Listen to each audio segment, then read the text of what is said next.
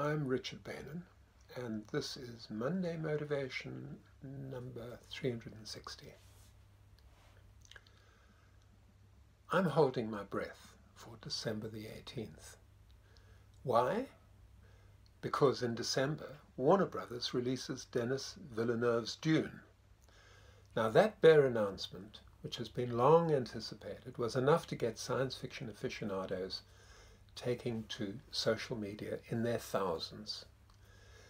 Now, many of you who have never dipped their imaginations in the ambiguous waters of science fiction won't be familiar with Dune. You might also not know anything about Villeneuve. He's the guy who directed the astonishing Sicario, a really bloody tale starring Emily Blunt as an FBI agent who sets out to bring down a powerful Mexican cartel.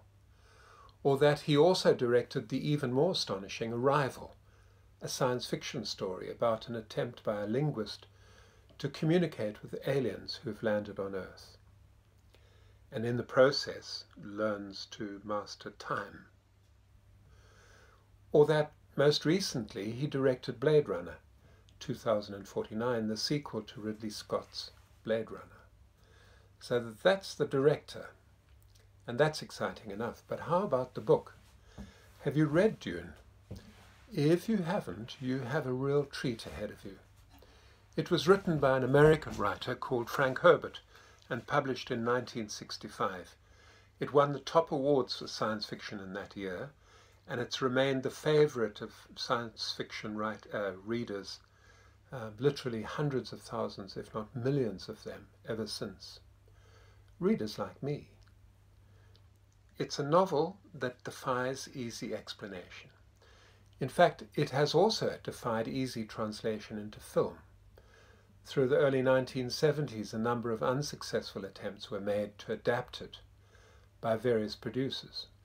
The stories that emerged from one failure by the director Alejandro Jodorowsky are quite astonishing. For example, Salvador Dali demanded $100,000 an hour to play the emperor, and equally astonishingly, Jodorowsky agreed to his terms, but secretly ensured that Dali would be needed for just 1 hour of filming.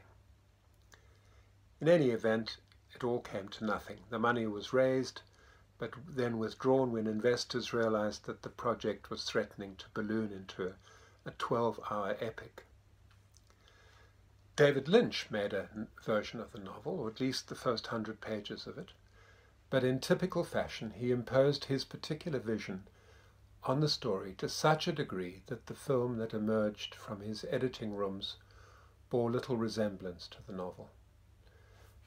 In fact, there's a footnote to that story, and the footnote says that the film won a Stinker's Bad Movie Award for Worst Picture. But we don't mind, because we love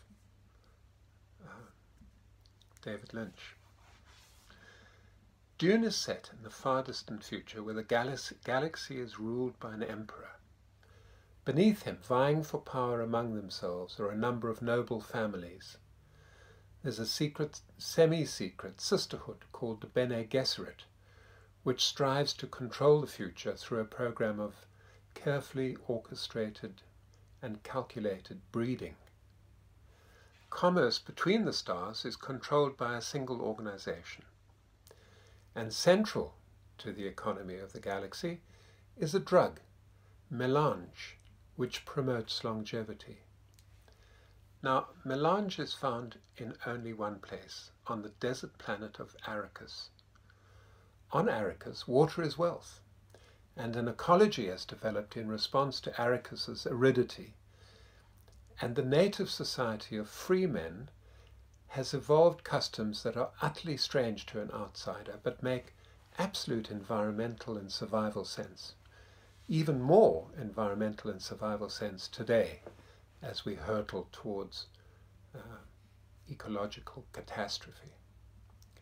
So these are the bare bones of Herbert's world building.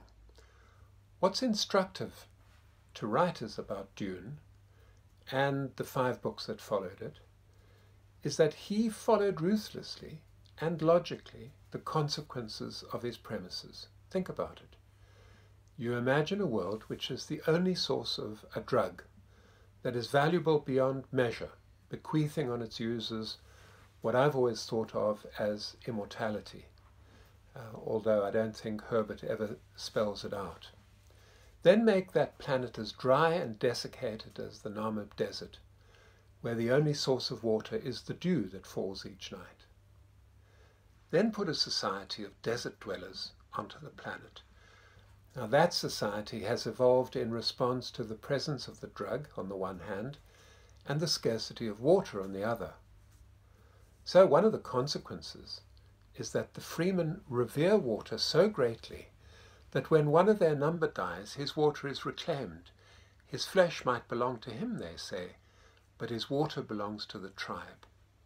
So the lesson we can learn from Frank Herbert, as writers of any kind of story, is that when you invent a world, and every novel invents a world, not just science fiction, the determining principles you establish of character and technology and family history have consequences. The character will behave in character. If the character behaves out of character, you've got to be sure to motivate that change. The technology, cell phones, radio, the internal combustion engine, it all depends on the era in which you set your story, will enable certain kinds of plot developments and inhibit others. The history of your protagonist will motivate certain decisions and deflect him from making others. This, after all, is a matter of respecting the foundations of your story. Having once established that your character is frightened of strangers, for instance, you have to respect that fear through all the events that constitute his journey through the story. This is both liberating, remember that constraints in fiction are always liberating, and respectful of your own invention.